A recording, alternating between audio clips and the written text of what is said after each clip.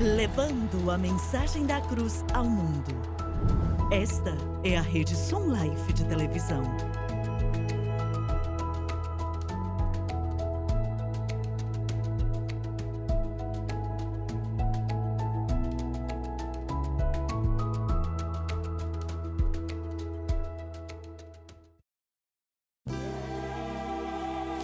Bem-vindo a um estudo na palavra, uma série de estudos bíblicos focalizados na cruz de Cristo.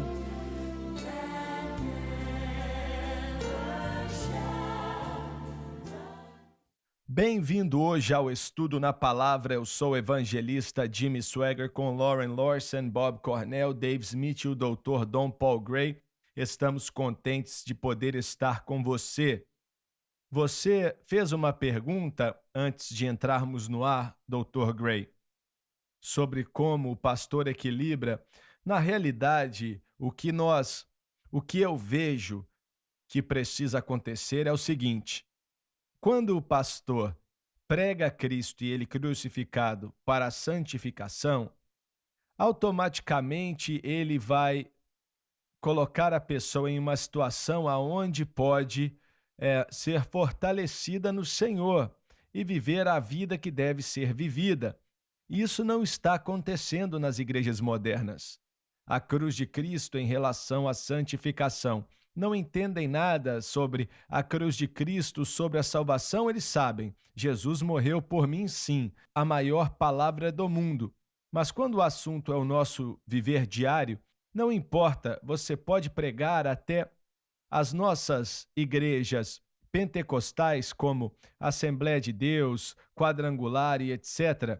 No passado, nem tanto hoje em dia, mas no passado pregavam muitas coisas negativas desse tipo e não ajudavam em muita coisa, para ser sincero, porque estava baseado na vontade própria da pessoa e a pessoa não conseguia concluir. Então, virou um legalismo e esse tipo de coisa fez com que muita gente, estou falando aí da sua filha mesmo, muitos jovens se desviaram porque o evangelho era uma lista de não faça isso, não faça aquilo e aquilo outro.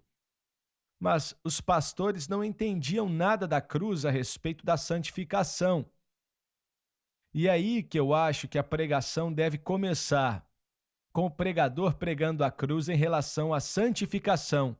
E como o Espírito Santo trabalha em nossas vidas, nos ajudando a fazer essas coisas. E as coisas devem ser faladas como Carl Brown falou muito bem no domingo à noite. Isso deve ser pregado, mas não é toda a mensagem, porque chegamos a um ponto onde vira um legalismo de não fazer isso ou aquilo.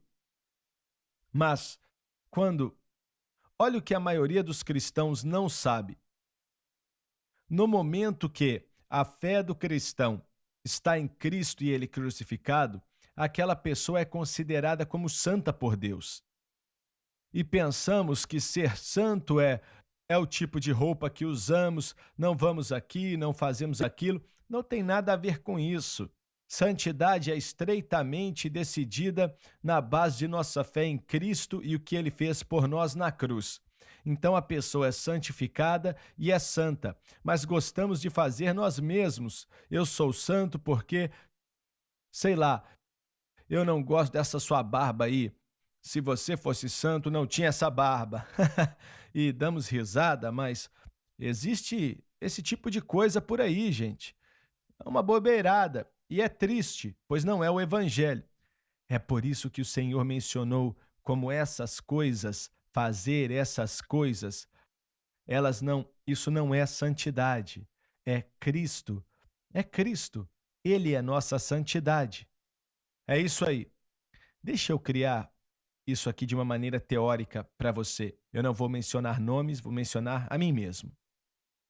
E olha, eu até gostei da sua barba, tá? Só para deixar claro. Eu só estou com essa barba porque eu quero ser um santo. Mas então, teoricamente, se eu fosse sair, começasse a fumar, a beber bebidas alcoólicas e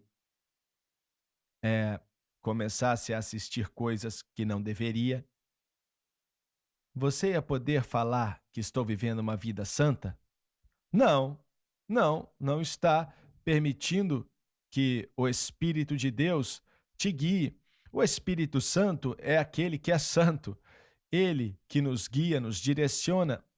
Mas se nossa fé está em coisas sem ser Cristo e a cruz, ele não tem autoridade para nos guiar em coisa alguma. Você disse que fazer essas coisas não é o que constitui santidade, mas há uma diferença entre uma pessoa que acaba pecando de alguma maneira e uma pessoa que transforma aquilo em um estilo de vida. Vamos fazer essa separação, pois acredito que é certo de se fazer. Você descreveu justiça, o Bob descreveu viver justamente. Os dois não estão separados, mas Paulo devia ser o maior pregador da cruz que conhecemos, não é? Essa era a doutrina dele. Quando ele chega na igreja de Filipo, quero mencionar algumas coisas aqui. Ele falou assim no versículo 27: Somente deveis portar-vos dignamente, conforme o evangelho de Cristo. E ele estava falando de permanecer, não debater e discutir com ira. E ele dá mais instruções no capítulo 2. Você precisa de agir com a mente de Cristo. E diz mais, no fim do capítulo 2, ele diz: Fazei todas as coisas sem murmurações nem contendas, para que sejais irrepreensíveis e sinceros, filhos de Deus inculpáveis no meio de uma geração corrompida e perversa. Ninguém pregava o que a justiça realmente era como Paulo. E ele também pregava como a justiça é obtida pela fé em Cristo e ele crucificado, como viver uma vida santa. Ele também dá instruções sobre o que devemos ser e o que não devemos fazer. Efésios 4 também, do versículo 24 em diante, é uma exortação para parar de mentir, de roubar e deixar de agir na ira. Isso é viver com justiça. Nossa conduta não é a mesma coisa que um estado de justiça, mas todo cristão deve aprender que a vida justa é algo esperado, que essa é uma conduta para quem tem o evangelho e temos que aprender como viver isso. Não conseguimos fazer isso só porque o pastor me pressionou no domingo. Eu preciso entender como a graça me fortalece a caminhar apropriadamente com a conduta cristã. Mas não é um entre mil pregadores que entende a cruz de Cristo em relação à santificação. Verdade. E quando não entendemos, inevitavelmente, um grande amigo meu, e também é um grande amigo do Bob, você conhece o Curtis Hutchinson. Quando eu encontrei ele pela primeira vez, ele falou algo para mim assim que tinha aprendido a mensagem da cruz. Por anos, as pessoas me falavam o que eu devia fazer, mas nunca me disseram como fazer. E o que fazer não é conseguido pela vontade própria ou por uma pregação forte de santidade. Isso faz parte também, a vontade faz parte também, mas a fundação mais importante da conduta cristã é aprender a receber a graça, mantendo sua fé em Cristo e deixando o seu poder produzir a vida cristã. Mas por anos, as igrejas pentecostais, Assembleias de Deus, ou todos os pregadores dela, pregavam justiça, como viver uma vida justa, mas não falavam para as pessoas como tinha que ser feito. Eles falavam assim: olha, você é salvo, cheio do Espírito, agora se vira. Não tem como caminhar em santidade. Podemos falar de um grande grupo de pessoas, os Batistas do Sul. Eu estudei com os Batistas do Sul por 6 anos e amo muito a eles. E nós conversávamos muito. Uma das coisas que diziam é que nós pentecostais fazíamos o seguinte: nós promovíamos e forçávamos o batismo com o Espírito Santo, com evidência de orar em outras línguas. E diziam: isso não produz uma vida em santidade. E lembro que eles sempre falavam isso, zombando de mim.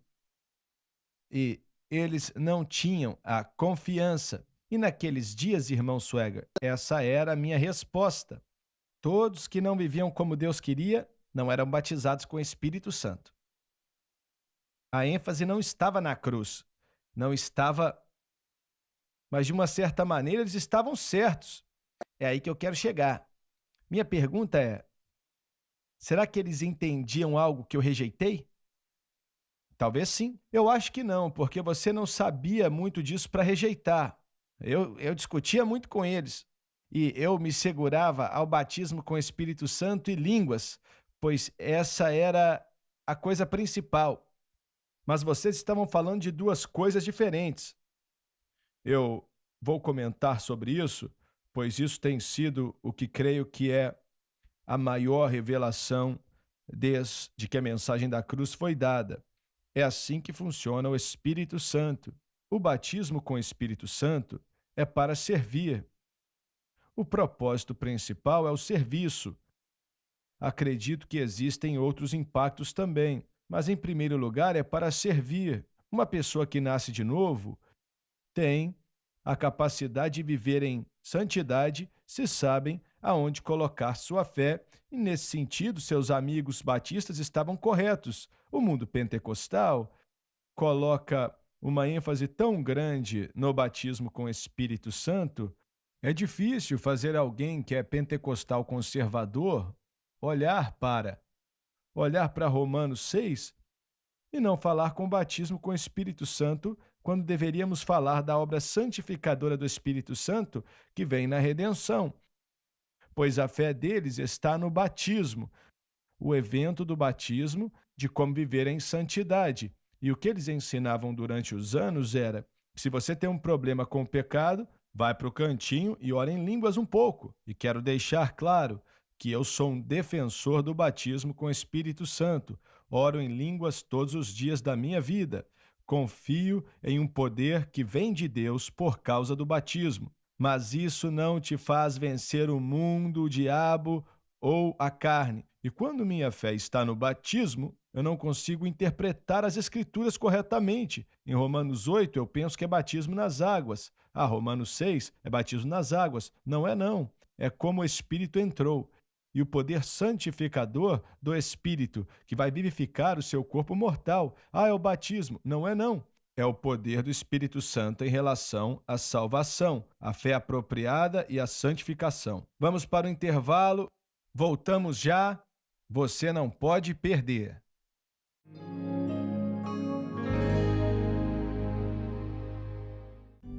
Todo crente deveria estudar a palavra de Deus. Dirigido por Deus e com muita sabedoria,